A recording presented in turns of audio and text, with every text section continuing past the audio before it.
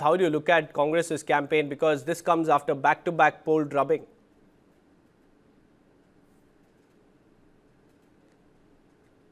Good afternoon to everybody. Thank you. Well, the Congress this is nothing new in the sense the Congress party has been talking of this whole thing as a campaign issue. Uh, we all saw that in the run-up to the Bihar elections, there was a whole 15 to 20-day campaign that the Rahul Gandhi had led in the state. Of course, the results are totally different. So that has been interpreted as people's verdict, not exactly having been enthused by the vote chori campaign that Mr. Gandhi ran in Bihar. Now, after that, we've seen a 2-day debate in Parliament.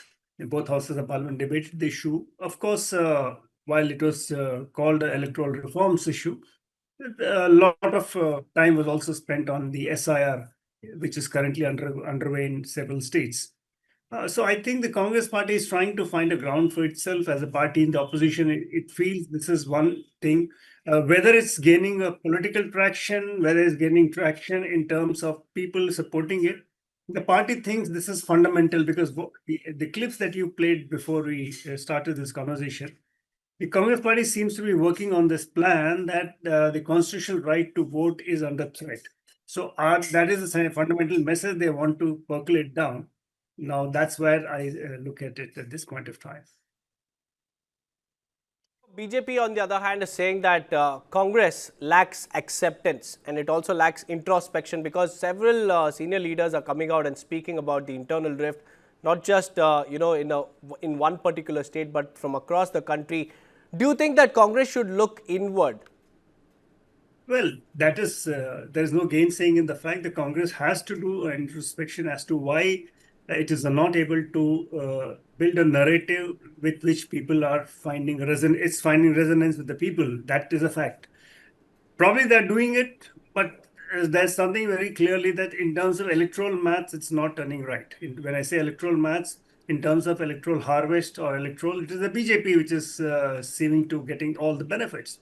So in a way, the Congress strategy is one, but the poll tactics could be another. In terms of larger political narrative that the party has trying to be built, look at elections after election. If you remember, in the 2019, we had Chaukidar Chaurai campaign, which bombed.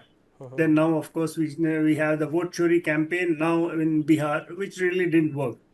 Elections before this, that is the 2024 Lok Sabha, they built a narrative around the constitution under threat, which had, in a way, found some resonance in few states, particularly Maharashtra, Karnataka, partly in Uttar Pradesh.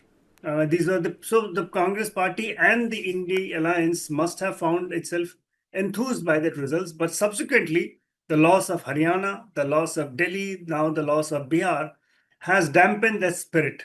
But the Congress party is still trying to, keep its as a political party, it needs to keep its workers engaged and enthused. That is a big challenge for the party, and I think this rally is more of a demonstration of that aspect. Dissent, yes, there is dissent in the party, but that's how a democratic party functions. You don't have to fall in line for everything the party says. Unless there is dissent and disagreement, you don't get ideas.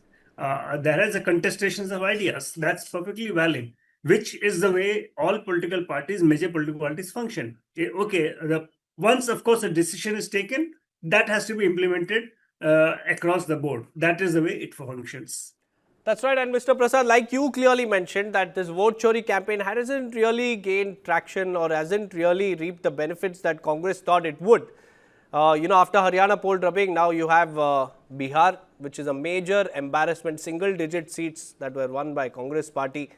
So even though there is enough proof that this vote chori campaign is actually not working in their favor, why is it that they are constantly pressing on it, holding massive rallies from, the Ramlila Maidan?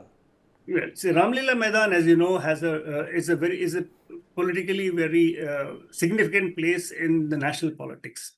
Why? Because most of the opposition parties begin their political campaign on an issue from Ramlila Maidan. Way back, I remember in 1977, when Indira Gandhi lost the elections, the first major political rally held by the Janata Party was at Ramlila Maidan. So that is a historical significance. We also remember Arvind Kejriwal held Ramlila Maidan. We also remember the India Against Corruption rally. Subsequently, the other rallies. So political rallies have a place in Ramlila Maidan as a significance in national politics. The Congress party chose that as a venue. Why I'm bringing it is, I think the party still wants to and believes very strongly that the people of the country need to be made aware, in their opinion, of that the fact that their vote is not exactly being converted when they actually cast the ballot. Or why? Because even if it is converted per se, because we all get a proof of it when we press the button on the electronic voting machine, we can see the symbol for which we have voted fall in the cubicle.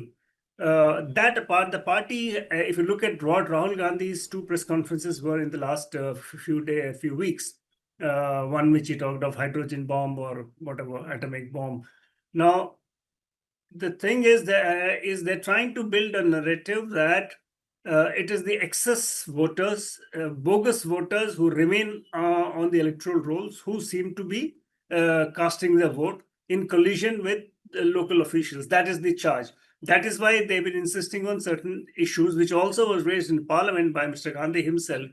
That why is it that the electronic data, that is the CCTV coverage, is being deleted after 45 days, or why is there not getting machine readable votes, electoral lists? Because he talks about one particular woman from a foreign country finding the name in several places.